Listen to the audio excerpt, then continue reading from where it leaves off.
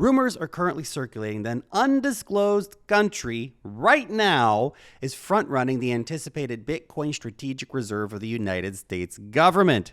Shit's about to get real crazy, guys. But where are these rumors coming from? And is there actually any validity to these rumors? Well, this is our discussion today, and it's a juicy one. So make sure you stick around because this is going to be the story of stories in crypto land soon.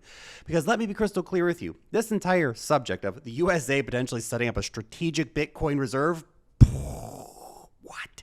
This is the end game, the big game theory that we've always talked about in crypto that would get triggered as nation states and central banks rush to buy Bitcoin. And there's only 21 million coins, guys. This would constitute the most consequential event in Bitcoin's history. It's the big game, guys, and the price. Look, we'll talk about the price, all right? The U.S. Bitcoin Strategic Reserve and unknown nation states that are possibly front-running them are going to send this thing to the moon. But let's dive in. First, let's start with the global backdrop. September 2021, little tiny El Salvador under the leadership of Nayib Bukele, the government adopted Bitcoin as a legal tender. They began mining Bitcoin using their volcanoes, which is super awesome. And they started purchasing Bitcoins off the open market. El Salvador currently holds 5,700 coins. Then April 2023, Bhutan, little tiny Himalayan Kingdom Bhutan. News broke that Bhutan was quietly mining Bitcoin with their hydroelectric power via a sovereign investment arm called Druck Holdings. The country now holds 13,000 Bitcoin. Nice. July 2024, the United States. Then presidential candidate, now presidential-elect at the Bitcoin 2024 conference, promised the following. As the final part of my plan today, I am announcing that if I am elected, it will be the policy of my administration, United States of America, to keep 100% of all the Bitcoin the U.S. government currently holds or acquires into the future. We'll keep 100%. I hope you do well, please. This will serve in effect as the core of the strategic national Bitcoin stockpile. So the promise is that Trump will move the 200,000 Bitcoin that's held at the Department of Justice over to the Treasury Department to form the basis of a U.S. Bitcoin strategic reserve. Augmenting this is Senator Cynthia Lummis, who longtime Bitcoin bull. Shout out to Cynthia, by the way. You're a boss lady. Absolutely awesome. Anyway, she is pushing the Bitcoin Act through Congress right now. If the Bitcoin Act is passed as drafted, big if, but if it is, then the USA will acquire an additional 1 million Bitcoin over 5 years to then hold for a period of no less than 20 years, including selling some of the US's gold. And this reserve idea is actually gaining momentum with U.S. states, actually, which is very interesting. They're going to go their own route, as well as the federal government. As of last week, the Pennsylvania House introduced a bill to put 10% of the state's $7 billion treasury into Bitcoin. Insane. The Satoshi Action Fund, which is a Bitcoin-focused lobby led by Dennis Porter, says that another 10 U.S. states, are you fucking listening to this? This is fucking crazy, man. Another 10 U.S. states are planning to introduce similar legislation. This is crazy, okay? October 28th, okay? Chill out, Lark. October 28th, Van X Matthew Sigel in a CNBC interview said that Ethiopia and the UAE and Argentina are all mining Bitcoin right now with government resources. Are you listening to what's going on?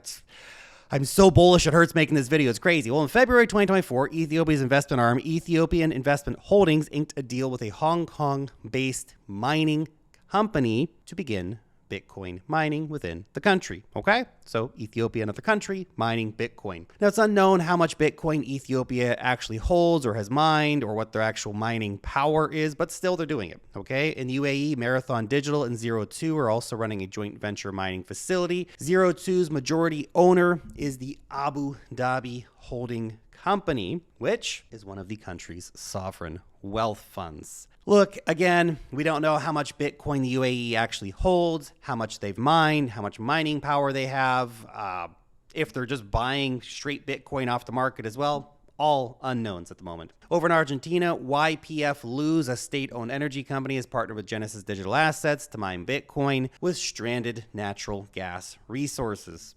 Again, it's all happening, right? Now, again, we don't know how much Bitcoin Argentina holds, if they're going to look at buying it using state assets, et cetera, et cetera. These are all unknowns, right? Finally, on November 1st, Russia officially legalized cryptocurrency mining within the country, including setting up a state board for crypto mining.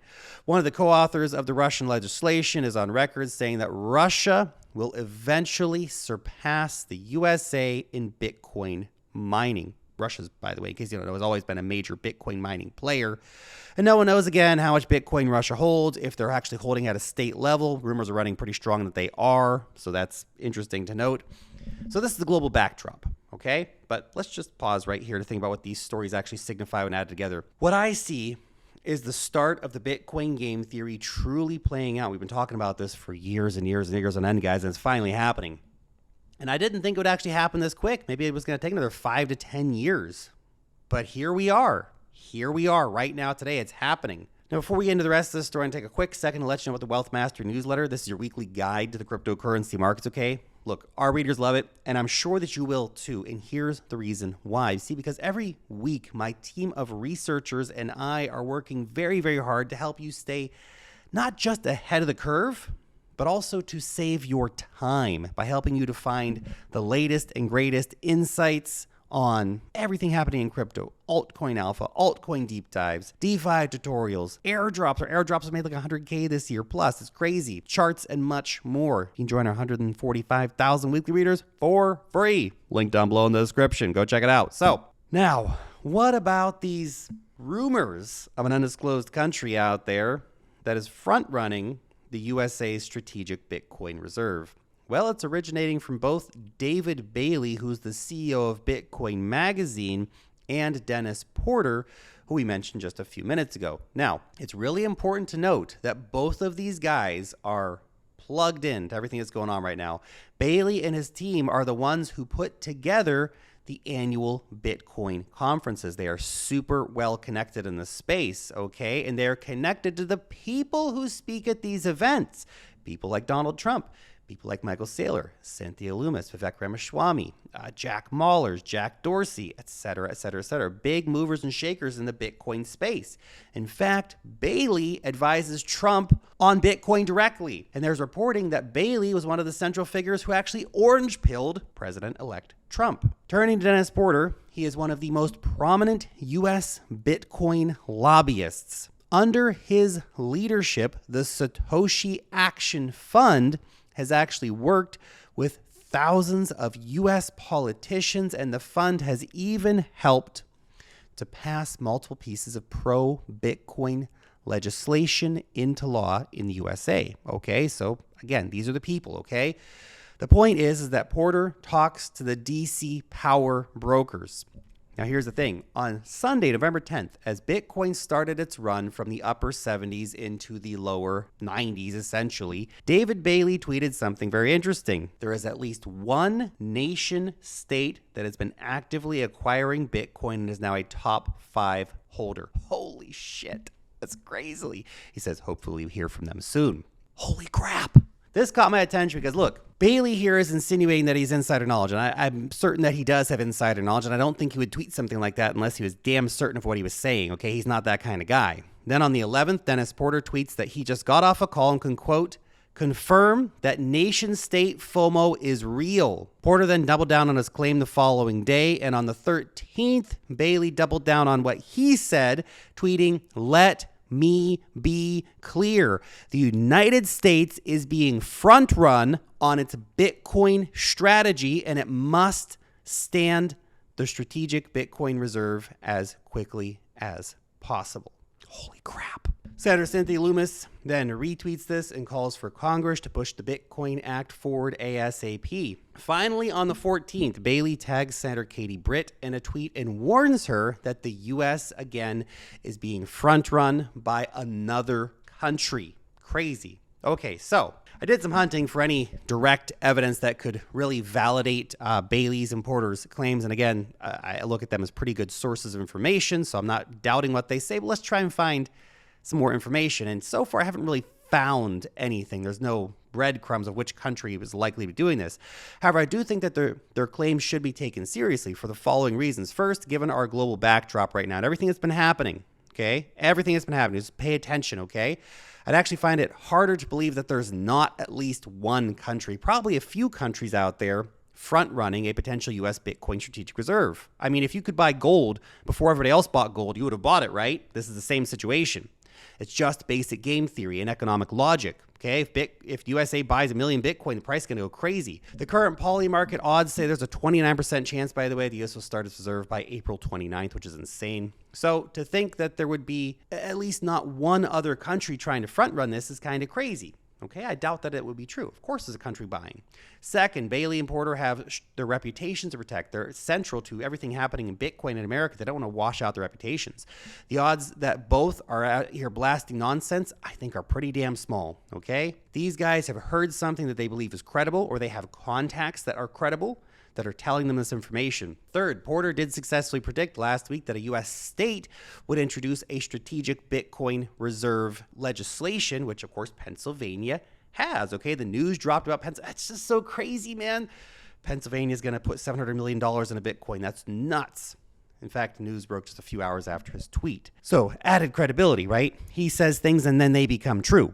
Because he knows, because he has insider information. Fourth, Bitcoin's trading volumes since the election have been insane. Okay, in fact, volumes since November 5th have recorded some of the highest days since the 2021 mania. And it's not just Wall Street buying, okay? But our current metrics show that this isn't a retail pump, which is very interesting. Rather, the money coming into Bitcoin right now is from bigger players, countries, Wall Street, right? So it could be just the US ETFs, right? Maybe. No doubt is a major part of it. But when I look at the volumes that came in on Sunday, November 10th, for example, when ETF trading was closed, it does make me a bit curious, a bit suspicious. Bailey and Porter, they might be onto something here. So this is where I'm at with regards to these nation-state buying rumors, someone front-running the USA, probably happening.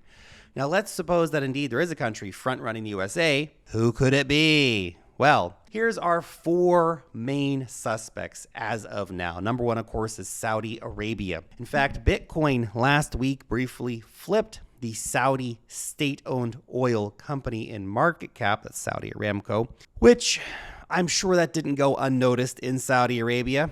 Number 2, of course, is the UAE. And by the way, Saudi's got more money and they know what to do with, so buying a few tens of billions of the Bitcoin, not that big of a deal for them. Number 2, the UAE. Interestingly, Bailey is having a Bitcoin conference in Abu Dhabi just a few weeks from now. Shout out, I'll probably be there, so see you there if you come. How crazy will it be if the UAE announces in Abu Dhabi that they've actually launched their strategic Bitcoin reserve and have been buying millions off the open market? Wouldn't surprise me in the least bit. Number 3, Qatar. Speculation about Qatar and their sovereign wealth fund buying Bitcoin has been going on for quite a while right now. And number 4, Argentina. The country is one of Latin America's largest cryptocurrency markets. Adoption there has been soaring for years. I've been talking about Bitcoin's legal tender there and all that kind of stuff. And the new president, Javier Milei, is very pro-Bitcoin. Now, will any of these 4 nations soon announce a strategic Bitcoin reserve? We'll see. We'll have to wait and see. And there's other contenders too. It could be Switzerland adding. They've been a strong contender for a while. It could be Singapore, right? Okay. Now let's close the discussion on price. I've been saying for a while that I think Bitcoin's price tops out in the second half of 2025, somewhere between 150, maybe up as high as 250K, okay? But let's assume that Trump indeed fulfills his campaign promise to transfer the Bitcoin that it holds at the DOJ over to the U.S. Treasury with orders that none of it should be sold for 20 years at a minimum. And let's say this happens in the first half of 2025. If only this happens, not including the passage of Loomis's Bitcoin Act, okay? Just that. Then my best guess is we see at least a few other countries make pretty similar moves. The UK has 65,000 Bitcoin, for example. They'll just say, okay, we're going to hold our Bitcoin too because America's holding their Bitcoin. Bitcoin's market cycle top gets pushed into 2026, maybe in that scenario. And the total market cap high tops out around 5 or 6 trillion. This would mean a Bitcoin price of 250K, let's say, in 2026, maybe. And note that in this scenario, Bitcoin would still only be about a third of gold's current market cap. Okay, just put that there. But what if Senator Cynthia Loomis really does get her bill to buy 1 million Bitcoin passed into law? What then? If the U.S. government really goes on a 1 million coin 5-year buying spree, buying 200K coins a year, then we're going to enter into the Bitcoin super cycle, baby. Multiple other countries and central banks, of course, will have to then FOMO in and buy Bitcoin as well. And I think Bitcoin then would soon rival the market cap of gold, which is at $17 trillion. This would translate to a price of $850,000 per Bitcoin. And here's the really, really crazy part. The odds are actually pretty damn good that Trump might actually make this move and start putting Bitcoin in the treasury. It's far from a non-zero possibility. It's actually like, I don't know, 50-50, flip a coin almost at this point. Given the composition of the incoming U.S. Congress, with a lot more pro-crypto people coming into office, there's absolutely a puncher's chance here that Loomis's bill can get passed next year when the new government comes into play. Look, ladies and gentlemen, no matter how you slice it, 2025 is going to be an insane year for Bitcoin investors with lots of crazy announcements. Even if this stuff doesn't pass, the fact it's being talked about and debated is nuts. Okay? Prepare accordingly. Thanks for watching.